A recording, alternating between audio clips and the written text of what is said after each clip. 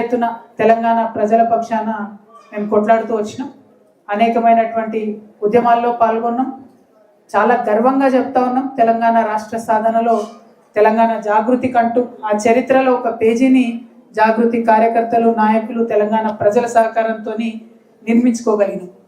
అదేవిధంగా ఆ ఒరవడిని కొనసాగిస్తూ సాధించుకున్నటువంటి తెలంగాణను అభివృద్ధి చేయడంలో కూడా మరి మా పాత్ర ఉండాలని చెప్పి మేము బలంగా నమ్ముతా ఉన్నాం.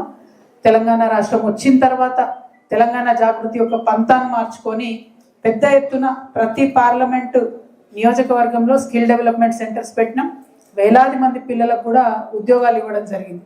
ఎట్ ద సేమ్ టైం నేను అప్పుడు పార్లమెంట్ మెంబర్గా కూడా ఉన్నాను, తర్వాత ఎమ్మెల్సీగా ఉన్నాను. సో అనేక సమస్యలు, ప్రజా సమస్యలు నా దృష్టికి వచ్చిన వల్ల పరిష్కరించేటటువంటి ప్రయత్నం కూడా చేసినాం.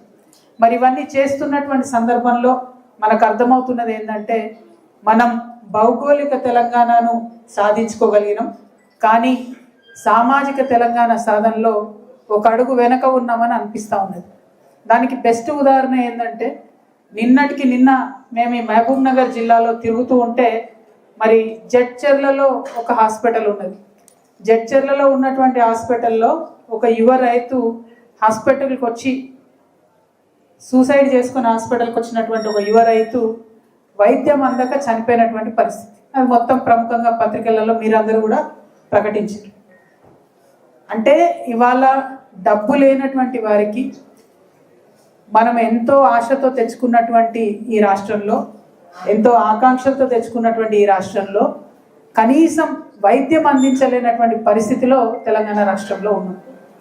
మరి అదే కొంత డబ్బు ఉన్నటువంటి వ్యక్తి ఎక్కడో దగ్గరికి పోతే ప్రాణం నిలబడేటటువంటి పరిస్థితి ఉంది.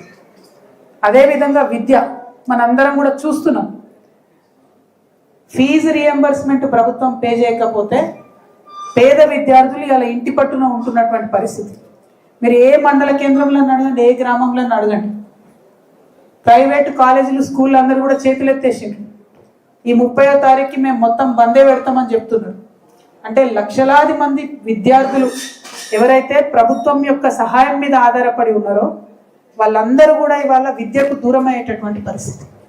మరి అదే డబ్బున్నటువంటి పిల్లలైతే అమెరికా దాకా పంపించి వాళ్ళని చదివించుకునేటటువంటి పరిస్థితి. తెచ్చుకున్న తెలంగాణ ఎందుకోసం?